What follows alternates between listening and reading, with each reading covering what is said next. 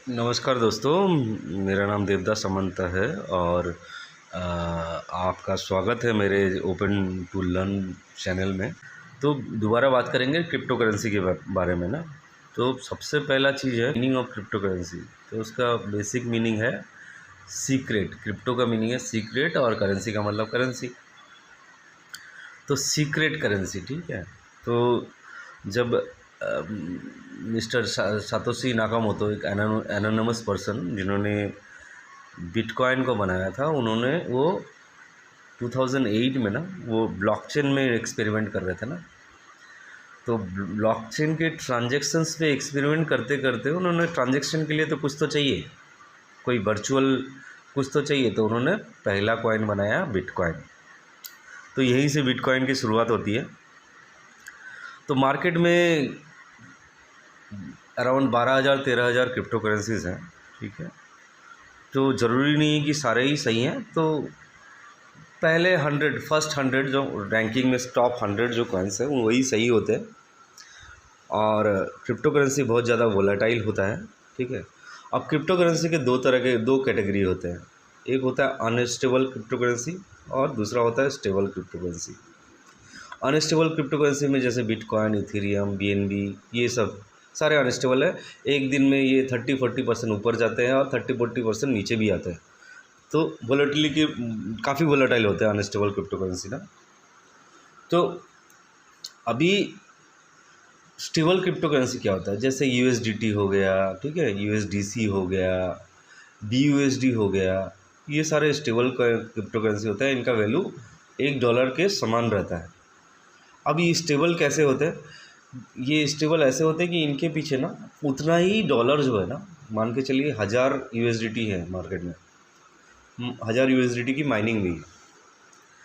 अभी $1000 का ना रिज़र्व रखा जाता है, तो उसको बोलते हैं पिग किया जाता है $1000 उसके पीछे, तो रिज़र्व रखा जाता है, तभी वो स्टेबल करेंसी बन पाता है। तो जितना ज़्यादा उसकी माइनिंग होगी उतना ही ज़्यादा यूएस डॉलर रिज़र्व रहेगा। उसी तरह बीयूएसडी है, यूएसडीसी है। तो मार्केट में हमको क्रिप्टो खरीदने के लिए कुछ तो स्टेबल करेंसी चाहिए, या हम कुछ तो स्टेबल कुछ ऐसा रखना चाहिए जो घटता ना हो ज़्यादा और ना बढ़ता हो। जैसे रुपया है, अपना आईएनआर है, जो घटता बढ़ता बहुत तेज़ी से घटता बढ़ता नहीं है। तो ये हो गया स्टेबल क्रिप्टो करेंसी। अनस्टेबल तो मैंने बता दिया, बिटकॉइन, इथेरियम, बीएनबी, कार्डानो, ये अनस्टेबल है, बहुत तेज़ी से ऊपर नीचे करते हैं। पर स्टेबल करेंसी हार्डली 0.5% या हाँ मतलब 0.25% ऊपर नीचे होता है। तो इनकी दौड़ 5-6 रुपये की होती है ऊपर नीचे, ठीक है। नाउ क्रिप्टो करेंसी सिक्योर्ड क्यों होता है, इसका ट्रांजैक्शन सिक्योर्ड क्यों होता है? क्रिप्टो करेंसी जो है ना, वो उसका जो क्रिप्टोग्राफी है उसको अपलोड किया जाता है ब्लॉकचेन में एज ए स्मार्ट कॉन्ट्रैक्ट, ठीक है। तो एक बार स्मार्ट कॉन्ट्रैक्ट ब्लॉकचेन में अपलोड हो जाए तो उसको एडिट डिलीट नहीं कर सकते हैं, उसको कोई चेंजेस नहीं कर सकते हैं, ठीक है। स्मार्ट कॉन्ट्रैक्ट ब्लॉकचेन में अपलोड हो जाता है और वेरीफाई हो जाता है ना माइनस के ज़रिए, तो फिर वो कभी भी उसको एडिट डिलीट नहीं कर सकते। इसलिए क्रिप्टो करेंसी एक बार जो बन जाता है वो डिलीट नहीं हो सकता है। Maybe exchange, centralise exchange उसको डिलिस्ट कर दे, अलग बात है, लेकिन वो डिलीट नहीं हो सकता, हट नहीं सकता, वो ज़िंदगी भर रहेगा, ठीक है। बट ज़रूरी नहीं कि सारे क्रिप्टो करेंसी जो है ना वो सही हो, ठीक है। इनके पीछे स्कैम्स भी होता है कि जो जो डेवलपर्स होते हैं तो वो क्या करते हैं, अपना एक वॉलेट रखते हैं। हर क्रिप्टो करेंसी के पीछे वॉलेट, आप जब खरीदते हो तो आपका जो करेंसी ये पैसा है वो उस वॉलेट में जाता है। अब वहाँ से वो वॉलेट पूरा खाली कर दे तो क्रिप्टो करेंसी का वैल्यू जो है ना जीरो हो जाएगा। तो ये है। तो कई सारे क्रिप्टो करेंसीज जो फ्रॉड क्रिप्टो करेंसीज होते हैं वो इन्वेस्टमेंट लेते हैं और पीछे से वॉलेट से खाली करते रहते हैं। उस वॉलेट का एक्सेस डेवलपर्स के पास होता है और वो चाहे तो आपका अकाउंट खाली कर सकता है।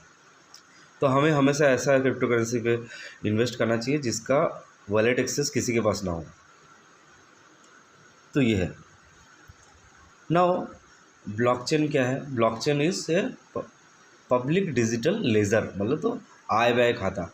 और ये जो आय व्यय खाता होता है ये डिसेंट्रलाइज होता है। डिसेंट्रलाइज बोले तो इसके यूज़र्स बहुत सारे होते हैं जो भी ट्रांजेक्शन्स होता है उनको देख पाते हैं। अब ये जो ट्रांजेक्शन्स होते हैं ये माइनर्स करते हैं, माइनिंग जो करते हैं माइनर्स, वो ये ट्रांजेक्शन्स को वैलिडेट करते हैं। तो जो हम जब भी कोई ट्रांजैक्शन करते हैं तो उसका कुछ नेटवर्क फ़ी हमको पे करना पड़ता है, जो माइनस जिसका कुछ परसेंटेज माइनस हो जाता है।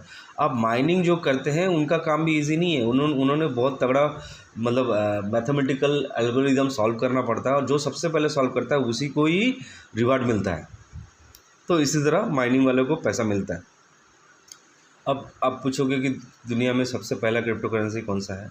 दुनिया में 2009 में जो लॉन्च हुआ वो बिटकॉइन है, एक्सचेंज में जो आया, तो पहला क्रिप्टो करेंसी बिटकॉइन है। दूसरा क्रिप्टो करेंसी क्या है? दूसरा क्रिप्टो करेंसी है लाइटकॉइन, ठीक है। लाइटकॉइन दूसरा क्रिप्टो करेंसी है जो 2011 में बना। बिकॉज ऑफ इसके सिक्योरिटी फीचर्स की वजह से ये इसको मार्केट में लाया गया है। ये इसका ट्रांजेक्शन्स कोई देख नहीं सकता है लाइटकॉइन का ना। जैसे आप बिटकॉइन, इथेरियम सबका ट्रांजेक्शन, कितना ट्रांजेक्शन हुआ आप ब्लॉकचेन में देख सकते हो ना, लेकिन लाइटकॉइन का आप ट्रांजेक्शन नहीं देख सकते, इसलिए ये सिक्योर्ड होता है, ठीक है। उसके बाद बहुत सारा कॉइन आया, नेम कॉइन आया, मोनेरो आया, बहुत सारा कॉइन आया मार्केट में, फिर 12,000 कॉइन आ गया, ठीक है। तो ये है, ठीक है। अभी क्रिप्टो करेंसीज में जो मार्केट में जो किंग है, king of all crypto currency है, वो है बिटकॉइन। क्योंकि इसमें अराउंड मतलब काफ़ी सारा वॉल्यूम है, काफ़ी मार्केट कैप इसका है, इसलिए इसको किंग कहा जाता है। सबसे ज़्यादा मार्केट कैप जो है वो बिटकॉइन का होता है, ठीक है। बिटकॉइन, इसका मार्केट कैप चेक करते हैं तो मार्केट कैप देखिए, काफ़ी तगड़ा मार्केट कैप है इसका। ये मार्केट कैप है इसका, ठीक है, जो सारे क्रिप्टो करेंसीज में सबसे ज़्यादा मार्केट कैप है, ठीक है।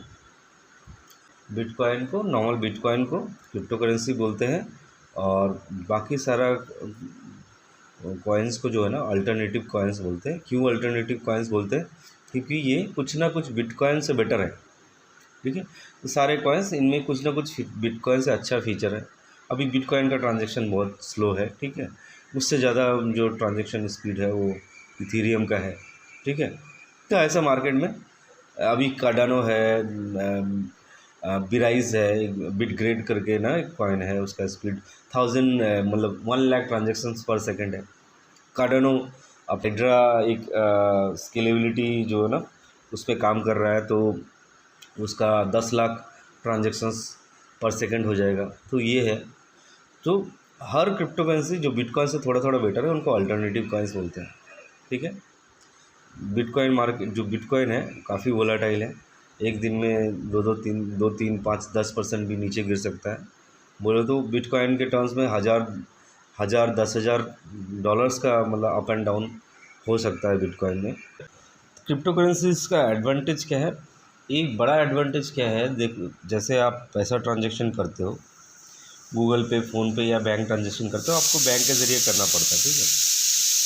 कि किसी दूसरे स्टेट में भेजने के लिए आपको IFSC कोड वगैरह चाहिए, और बाहर के देशों में भेजने के लिए आपको स्विफ्ट कोड चाहिए, ठीक है। उस कंट्री का स्विफ्ट कोड चाहिए, तब आप पैसा भेज पाओगे। बट क्रिप्टो करेंसी में ये ऐसा नहीं होता है, बहुत सिंपल प्रोसेस होता है। आपको मान के चलो आप ए हो और आपने बी को ट्रांजैक्शन करना है, वो वर्ल्ड के किसी भी पूरे प्लानेट में कहीं भी हो, बस उस पर्टिकुलर क्रिप्टो करेंसी का आपको एड्रेस चाहिए।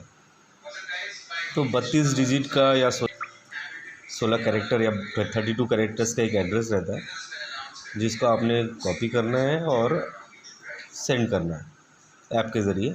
अब वो किसी भी कोने में हो, विदिन 1 मिनट आपका क्रिप्टो जो है ना, मान के चलिए कोई भी crypto currency, bitcoin, Cardano, BNB, Ethereum, कुछ भी, बस उसका एड्रेस चाहिए और कौन सा नेटवर्क का क्रिप्टो करेंसी है वो चाहिए।